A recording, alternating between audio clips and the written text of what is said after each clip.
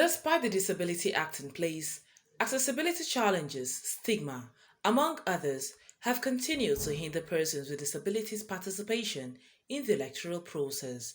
Though the Independent National Electoral Commission has continued to work towards an inclusive elections, persons with disabilities are not satisfied with the lack of priority given to voting materials for voters with disabilities, as evident in the November 16 governorship election in Kogi State.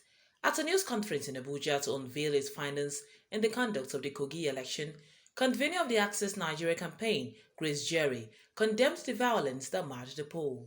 The violence exhibited in the elections affected voters with disabilities and PWD observers who had to flee for safety in the face of danger.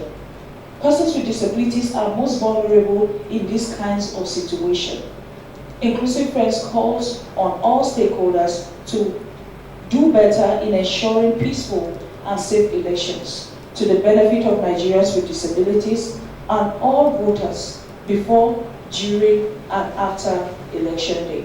Some of their findings indicate that 54% of the polling units used for the conduct of the election were inaccessible for voters with disabilities, a development the group said has larger implications beyond elections. At 47% of the observed polling units, reports show that it was difficult for voters with disabilities to enter the polling units and vote.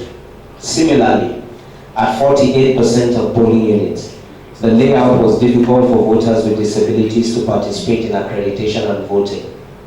Observers reported that 93% of sample polling units did not include ramps and handrails for use by voters with disabilities.